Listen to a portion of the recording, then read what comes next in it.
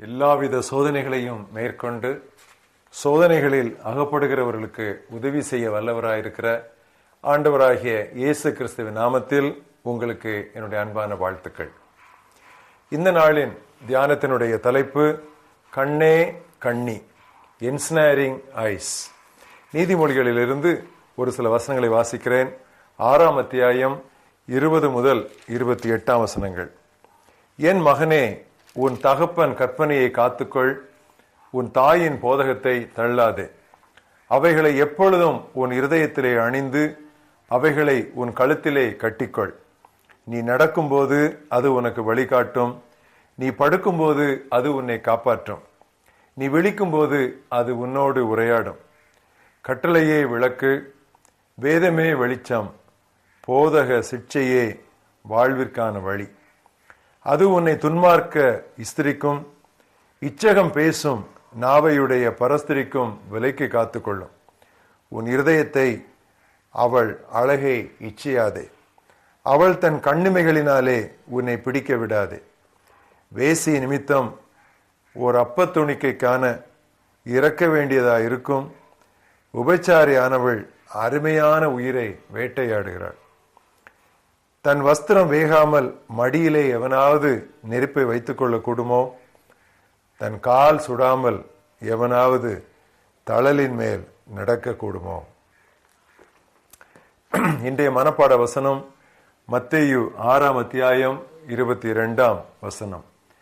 கண் தான் உடலுக்கு விளக்கு. கண் நலமா இருந்தால் உங்கள் உடல் முழுவதும் ஒளி பெற்றிருக்கும். The eye is the lamp of the body. If your eyes are good, your whole body will be full of light. இயேசுவை தங்கள் சொந்த இரட்சகராக ஏற்றுக்கொண்ட பலருக்கு, அதிலும் குறிப்பாக வாலிபருக்கு உள்ள ஒரு முக்கியமான பிரச்சனை கண்களின் இச்சை.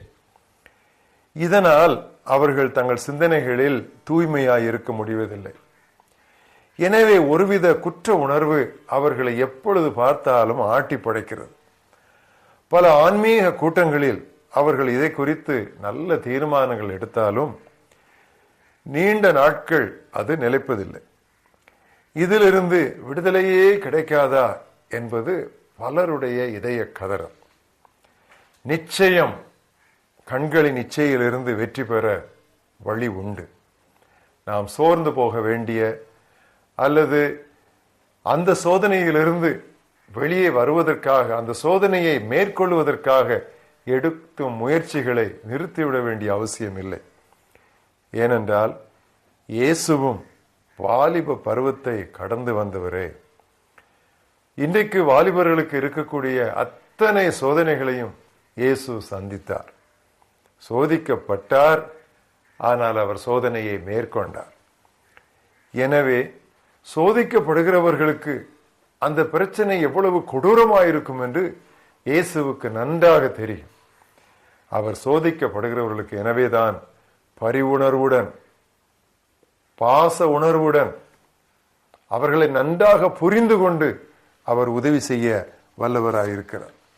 எனவே பிரியமானவர்களே, என் அருமை தம்பி தங்கையரே, நாம் இரக்கத்தை பெறவும் ஏற்ற வேளையிலே உதவக்கூடிய இறையருளை பெற்றுக்கொள்ளவும் அருள் நிறைந்த அரியணையை துணிவுடன் எப்பொழுது தேவையானாலும் அணுகி செல்வோமாக. இயேசுவை நீங்கள் ஆண்டவராக ஏற்றுக்கொண்டிருக்கிறீர்கள், அவரை நீங்கள் மீட்பராக அறிந்து கொண்டிருக்கிறீர்கள்.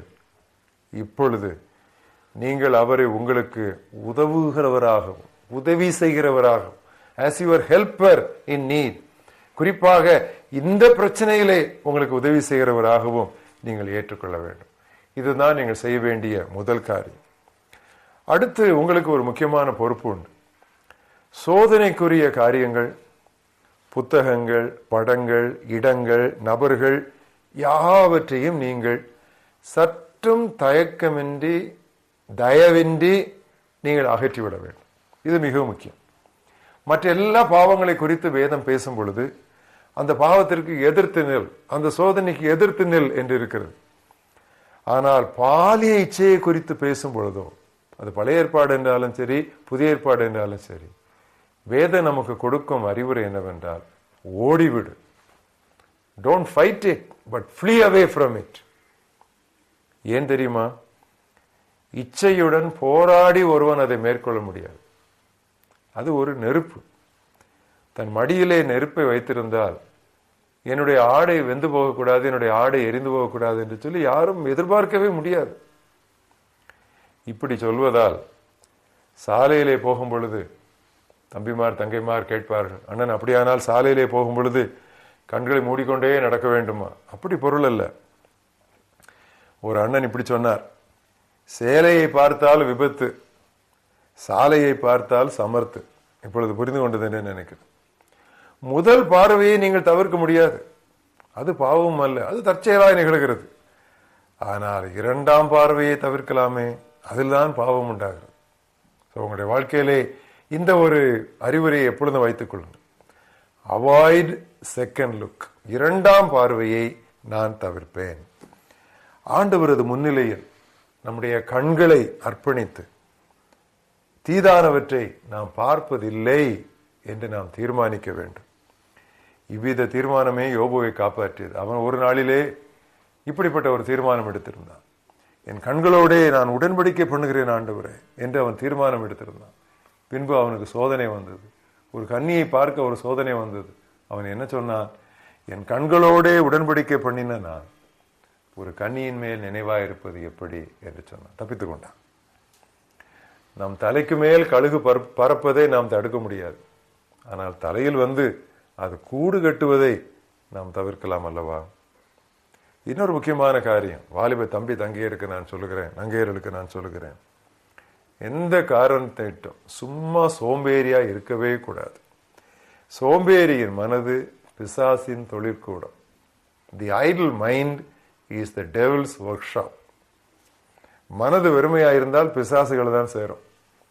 ஒரு மனிதன் பிசாசு பிடித்தவன், அவனிடத்திலிருந்து பிசாசு துரத்தப்பட்டது, அந்த பிசாசு எல்லா இடமும் அலைந்து பார்த்தது, அதற்கு தங்குறதுக்கு இடம் கிடைக்கல.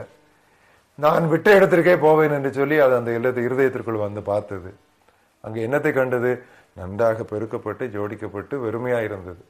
உடனே அது போய் இன்னொரு 7 பிசாசுகளை, தன்னை விட மோசமான 7 பிசாசுகளை கூட்டி கொண்டு வந்தது. இயேசு சொன்னார், அவனுடைய முன்னிலைமையோட பின்னிலைமை இன்னும் மோசம் என்று சொன்னார். மனது வந்து வெறுமையா இருக்கக்கூடாது, எப்பொழுதுமே சுறுசுறுப்பா இருக்க வேண்டும். இரவிலே படுத்த உடனே தூங்கும் அளவு நாம் பகலிலே உழைக்க வேண்டும். திருவசனங்களால் நம்முடைய மனதை நிறைத்து வைக்க வேண்டும். தாவீது சொன்னான், நான் பாவம் செய்யாதபடி உம்முடைய திருவசனத்தை என் இருதயத்திலே மறைத்து வைத்தேன் என்று சொன்னான். தோட்டம் போடுவதில், வேகமாக நடத்தல், எப்பொழுது பார்த்தாலும் 2 வீலர் 4 வீலருக்கே நீங்கள் அடிமையாக கூடாது. நடக்கணும், எவ்வளவு தூரம் நடக்க முடியுமோ நடக்கணும். எவ்வளவு தூரம் நீங்கள் வந்து பைசைக்கிள் ஓட்ட முடியுமோ அவ்வளோ தூரம் ஓட்டணும். அதெல்லாம் வந்து அந்தஸ்து குறைவு கிடையாது. நான் வசதியான நேரம் நான் கார் எடுப்பேன், காலையில் சாயங்காலம் நான் என்ன பண்ணுவேன், சைக்கிளில் போவேன், அது முடியலையா நான் ஓடுவேன். எப்பொழுது நாம் வந்து சுறுசுறுப்பாக விறுவிறுப்பாக நாம் இருக்க வேண்டும். இது பாவத்தை மேற்கொள்வதற்கு அது ஒரு வழி. நன்றாக விளையாட வேண்டும். விளையாட்டு வேலைகள் எல்லாம் வீணான வேலை என்று நினைக்கக்கூடாது. நன்றாக விளையாட வேண்டும், உடற்பயிற்சி செய்ய வேண்டும். இப்படி என்னென்ன விதத்திலே நீங்கள் நன்றாக களைத்து போகிற அளவிற்கு நீங்கள் வேலை செய்ய முடியுமோ அதை செய்யுங்கள். வீணான பிரச்சனைகளிலிருந்து நீங்கள் விடுபடுவதற்கு இது ஒரு நல்ல ஒரு ஆலோசனை. எம்எல் ஜெபசிங் அண்ணன் நம்ம எல்லாரும் அடிக்கடி பாடுகிற ஒரு பாட்டை பாடினார்கள். பாரும் தந்தையே எந்தன் உள்ளத்தை, யாரும் காணாத உள் அலங்கோலத்தை மனம் நொந்து மருளுகிறேன், பரிசுத்தம் கெஞ்சுகிறேன். இதையே நம்முடைய பிரார்த்தனையாக்குவோம். ஏனென்றால் அருமையான தம்பி தங்கை, உன்னோடு நான் பேசுகிறேன். கண் தான் உடலுக்கு விளக்கு. கண் நலமாயிருந்தால் உன் உடல் முழுவதும் ஒளி பெற்றிருக்கும். இன்றே உன்னுடைய கண்களை ஆண்டவரிடம் அர்ப்பணி. நல்ல ஆண்டவரே, இந்த நாளிலே எங்களுக்கு நீர் ஒளியாக கொடுத்துக்கிற கண்ணை ஒளியாக நாங்கள் காத்துக்கொள்ள வேண்டும் என்று உம்முடைய திருவசனத்திலிருந்தும் சில எடுத்துக்காட்டுகளிலிருந்தும் நீர் எங்களுக்கு உணர்த்தி வைத்ததற்காக நாங்கள் நன்றி சொல்கிறோம். கர்த்தாவே, இப்பொழுது இந்த செய்தியை இந்த தொலைக்காட்சியிலே பார்த்து கொண்டிருக்கிற ஒவ்வொரு வாலிபனுக்காகவும் நங்கைக்காகவும் நான் உம்மை நோக்கி பார்க்கிறேன். இந்த பிரச்சனையிலிருந்து விடுதலையே கிடையாதா என்று கர்த்தாவே தவித்துக் கொண்டிருக்கிற அந்த இளம் உள்ளத்திற்கு இந்த நாளிலே பேசப்பட்ட இந்த வார்த்தைகள் உற்சாகம் தரட்டும், ஊக்கம் தரட்டும். கர்த்தாவே, சோதனைகளை விட்டு, சோதனைகளை கொடுக்கும் நபர்களை விட்டு, சோதனைகளுக்கு காரணமான இடங்களை விட்டு ஓடிவிட கர்த்தாவே உம்முடைய ஆவியானவர் மூலமாக இவர்களுக்கு நினைப்பூட்ட வேண்டும் என்று நான் ஜெபிக்கிறேன்.